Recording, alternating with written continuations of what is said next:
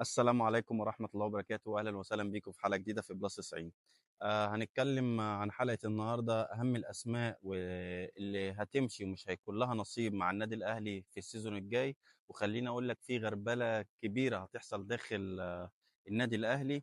وشفنا في الفترة الأخيرة في لعيبة كتير ارتبط اسمها بالنادي الأهلي، ودي اللعيبة طبعا النادي الأهلي بيتم التفاوض معاها، لسه ما فيش حاجة أكيدة، وإن كان نقدر نقول بنسبة تتخطى 80% زين الدين بالعيد.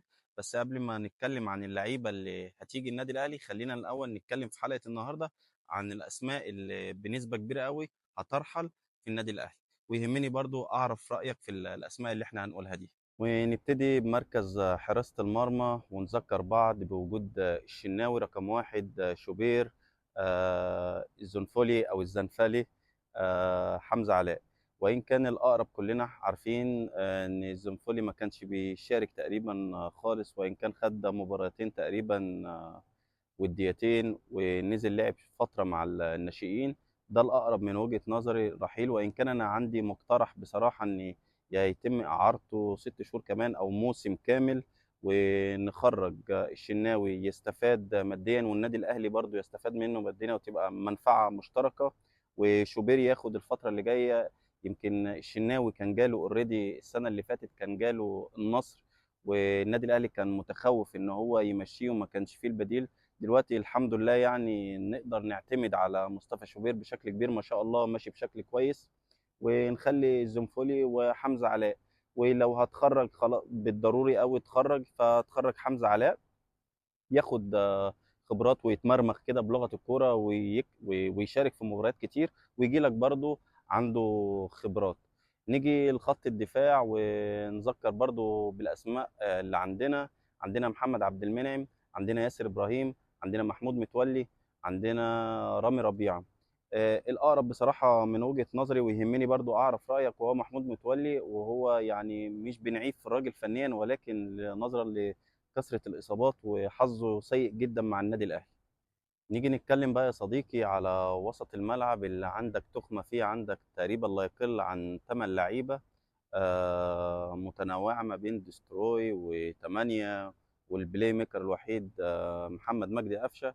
ولكن أقرب الراحلين من وجهة نظري هو أليو ديانج، واوريدي هو عنده عروض من الخليج كتيرة جدا، خاصة في السعودية والإمارات.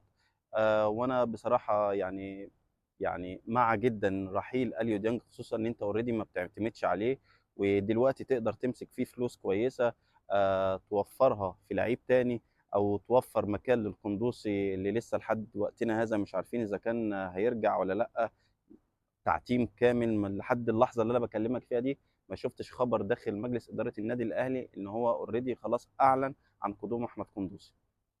نتكلم على الوينجرز اللي عندنا، واقرب اسمين اقرب للرحيل هو رقم واحد طاهر محمد طاهر. ويا ريت نركن شويه العاطفه على جنب، احنا هنا بنتكلم فنيا. وتقريبا في الفتره الاخيره تقريبا لاعب شارك واخد اكتر من فرصه، ولكن ما ظهرش بشكل كويس.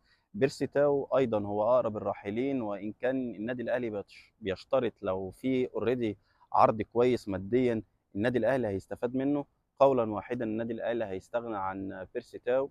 خلينا طبعا نذكر بعدين ان موديست خلاص قولا واحدا خارج النادي الاهلي، بس لسه هنشوف ايه الجديد والمستجد بخصوص اصابه وسام ابو علي. هل هيتم التجديد لموديست ولا يبقى الحال على ما هو عليه وموديست خارج النادي الاهلي؟ ايضا 100% رحيل خالد عبد الفتاح. وتقريبا برضو يعني مش عايزين نقصوا على الراجل، هو ما خدش فرصة كاملة. الراجل كان مرة سيرد باك، مرة باك ليفت، مرة باك رايت، فتجربته ما كانتش افضل حاجة واحسن حاجة. نتمنى له التوفيق ان شاء الله فيما هو قادم. واتمنى تكونوا استفدتوا من حلقة النهاردة، ويهمني رأيكم في كل الكلام وكل اللعيبة او الاسماء اللي احنا قلنا عليها. واشوفكم في حلقة جديدة في بلس 90.